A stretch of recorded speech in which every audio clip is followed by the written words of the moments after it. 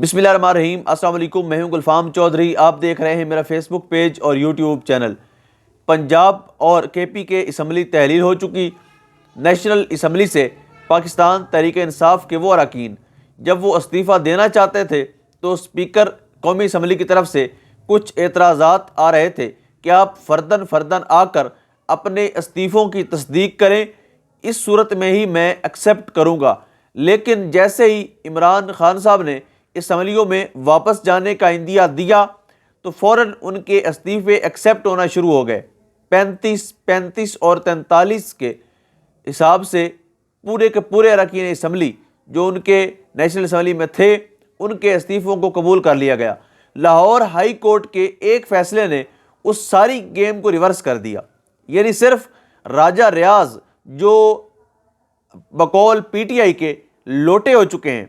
اور اپنا ووٹ اور ضمیر بیچ چکے ہیں، ان کو بطور اپوزیشن لیڈر کے اسمبلی کے اندر ہیں، ان کی اس اپوزیشن لیڈر کی سیٹ کو بچانے کے لیے اس امپورٹڈ حکومت اور ان امپورٹڈ جوکرز نے یہ سٹیپ لیا اور ان کے استعفے قبول کیے، لیکن پھر بھی کوئی تدبیر کام نہ آئی۔ یعنی لاہور ہائی کورٹ نے حکم دیا کہ ان کے استعفے، ان کا فیصلہ فی الحال معطل کیا جاتا ہے اور ان کو دوبارہ اسمبلی میں بھیج دیا۔ اب ان کے اسمبلی میں واپسی کے بعد راجہ ریاض صاحب کو اسد عمر صاحب کی طرف سے اور فواد چودھری صاحب کی طرف سے یہ پیغام دیا گیا کہ اب آپ کمرہ خالی کر دیں بطور اپوزیشن لیڈر جو آپ نے رکھا ہوا ہے اور واپس اپنی جگہ پر پہنچیں، کیونکہ وہ 43 ہیں اور راجہ ریاض کے ساتھ لوٹوں کی تعداد ملا کر 25 یا 23 بنتی ہے، جو کہ کم نمبر ہے۔ اب اپوزیشن لیڈر بھی وہ رہتے دکھائی نہیں دے رہے اور اس طرح سے نیشنل اسمبلی کے اندر پی ٹی آئی اپنا آپ شاید کچھ منوانے میں کامیاب بھی ہو جائے گی۔ اس کے بعد صدر عارف علوی نے خط لکھا ہے چیف الیکشن کمیشن کو۔ انہوں نے تنبیہ کی ہے کہ اگر آپ ٹائم پر الیکشن نہیں کرواتے تو ہم آرٹیکل 6 کے تحت آپ پر غداری کا، آئین سے بغاوت کا مقدمہ درج کریں گے، اور وہ مقدمہ کوئی معمولی نہیں ہے، وہ ایسا مقدمہ ہے جس سے یقیناً چیف آف الیکشن کمیشن کو انڈرسٹینڈ بھی کرنا پڑے گا اور ان کو صدر صاحب کے حکم پر عمل بھی کرنا پڑے گا۔ یعنی پنجاب اور کے پی کے اسمبلیاں تحلیل ہو چکی ہیں، لیکن اس وقت تک الیکشن کی تاریخ نہیں دی گئی۔ مسلسل تاخیری حربے آزمائے جا رہے ہیں، مسلسل ٹال مٹول سے کام لیا جا رہا ہے، مسلسل انتقامی کارروائیاں کی جا رہی ہیں۔ ان کے علاوہ اس امپورٹڈ حکومت کے پاس نہ تو کوئی ایجنڈا ہے اور نہ کوئی پروجیکٹ ہے جس پر یہ کام کر سکیں۔ اگر پروجیکٹ ہے تو -1 کا فارمولہ، اگر پروجیکٹ ہے تو سیاسی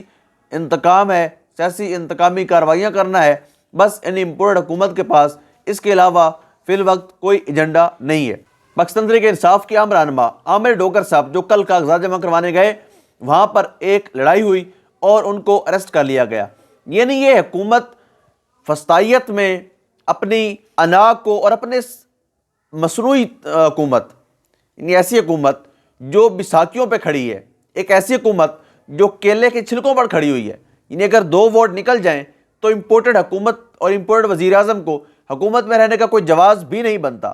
لیکن پھر بھی وہ اپنی اس سیٹ کو بچانے کے لیے اس بوٹ پالش کر کے جو انہوں نے اقتدار لیا، جو بند کمروں میں ڈیل کر کے انہوں نے اقتدار لیا، اس اقتدار کی بقا کے لیے وہ سیاسی انتقام، وہ صحافیوں پر تشدد ہو، وہ لوگوں کی ویڈیوز ہوں، آڈیوز ہوں، یعنی ان کا سہولت کار اور یہ امپورٹڈ حکومت مل کر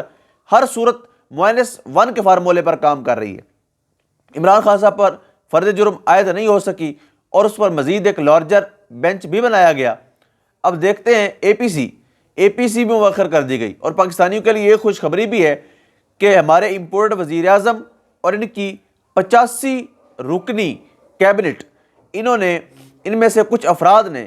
ہمراہ وزیر اعظم وزٹ کرنا تھا ترکی کا، جو یقیناً پاکستان کے قومی خزانے کا ہی خرچہ ہونا تھا۔ وہ ترکی نے معذرت کی اور انہوں نے کہا کہ بھائی جان ہم پہلے مصیبت میں ہیں اور آپ لوگ یہاں کیا کرنے آ رہے ہیں۔ یعنی میں نے پچھلی ویڈیو میں ذکر کیا تھا کہ کوئی بھی ملک جا نہیں رہا بلکہ یہیں سے وہ